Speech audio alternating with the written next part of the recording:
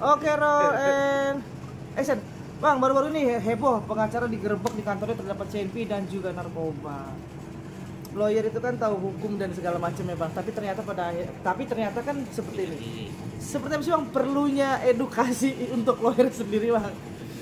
Sebenarnya kalau udah jadi lawyer udah pasti tahu hukum. Harapannya kan begitu. Tapi kemudian ada niat-niat melanggar hukum karena kenikmatan dunia itu kadang-kadang indah sekali. Jadi termasuk narkotika juga indah kan. Menggunakan narkotika merasa dunia itu indah. Memakai senpi merasa jaga. Jadi dua hal ini yang sulit dihindari oleh tipe-tipe lawyer semacam itu ya. Jadi kalau mereka udah kena narkoba, mau jadi lawyer pun tetap narkoba kan, akhirnya bakal tertangkap. Jadi dua pasal sekaligus, pasal tentang undang-undang narkotika, yang kedua pasal tentang senjata, kepemilikan senjata api. Nah dua-duanya ini kalau terbukti bersalah ya selesai, jadi pengacara dihukum pidana kan, gitu. Tapi kalau lawyer sendiri mempunyai senjata api itu seperti apa? Boleh. Apa diboleh? Sebenarnya ada kekhususan direktur, zaman dulu direktur pengacara karena kepentingannya untuk keamanan dirinya boleh menggunakan senjata, tapi memiliki senjata tapi itu harus ada izin dari izin kepolisian, Pak, dari Baintelkam lah ya izinnya kan, tapi itu jarang-jarang juga diberikan lah ya.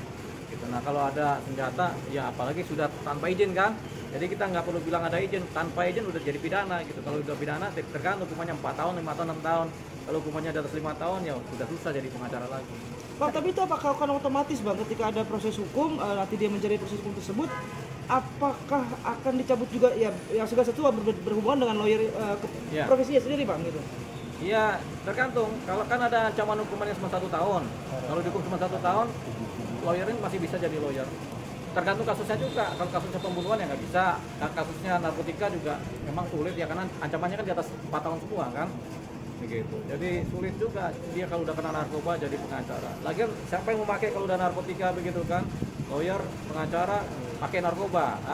Perkara juga jadi fly. Bang kan lawyer sendiri kan sebagai seseorang yang lebih mengerti hukum dibandingkan orang awam ya bang ya.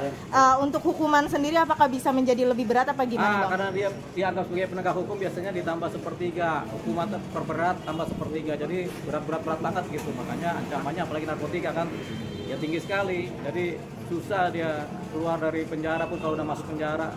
Cuman kan biasanya kan ada rehab tuh. Pinter-pinternya lah kalau dia pinter, dia rehabilitasi karena korban juga ya kita nggak tahu lagi mana ceritanya. Yang jelas kalau dia diancam pidana dan pidananya kena di atas 4 tahun 5 tahun ya udah nggak bisa lagi jadi pengacara karena undang-undang 4 menyatakan demikian. Barang siapa pengacara yang kena hukuman di atas 4 tahun 5 tahun penjara udah nggak bisa jadi pengacara lagi titik gitu. Berarti Basnya sendiri bisa dicabut atau gimana? Kalau ada yang ngadukan bisa berita acara sumpah kan. Jadi karena persoalan etik, persoalan tata krama, persoalan apa kriminal bisa. Kalau dia mengadukan bisa. Tanpa ada yang mengadukan tapi bisa. Belum, kan dia belum inkrah kan. Jadi inkrah dulu. Tapi kalau dia mengadukan bisa sebagai suatu posisi laporan tersendiri. Berarti harus ada mengadukan dulu. Iya, biasa kayak Bang Otman begitu laporin si Onono, kan akhirnya kan dibukukan tuh. berarti dapat dipastikan kalau beneran terbukti karir di ininya mati ya bang, yang karir sebagai lawyer mati. Bisa mati bisa enggak tergantung jumlah hukuman begitu. Sebagai perkara jangan dibawa fly. sebagai lawyer sendiri abang merasa butuh nggak sih bang kalau seorang lawyer itu mempunyai senpi gitu bang? Oh kita juga ada nih. Jadi sebenarnya kalau pengacara itu yang diperlukan adalah handphone supaya bisa komunikasi dengan klien kan begitu. Jadi senjata paling utama itu handphone sama kita berbicara berdasarkan keahlian kita sama keilmuan kita, itu senjatanya pengacara. Kalau senjata api sih enggak sih rasanya. Bang perlu nggak sih bang ada sebelum menjadi seorang lawyer itu ada pendidikan psikologis ya bang, ada konseling? Nah itu persoalannya sampai sekarang belum ada pendidikan atau apa pengajaran tentang kejiwaan psikologis atau tes psikologis bagi seorang pengacara sebenarnya belum ada. Makanya di undang-undang yang baru harapannya ada itu. Sebelum jadi pengacara, ketika mendaftarkan sama seperti jaksa, sama hakim harus ada tes uji kejiwaan. Nah itu urusannya psikolog tuh, menguji tingkat kewarasan, tingkat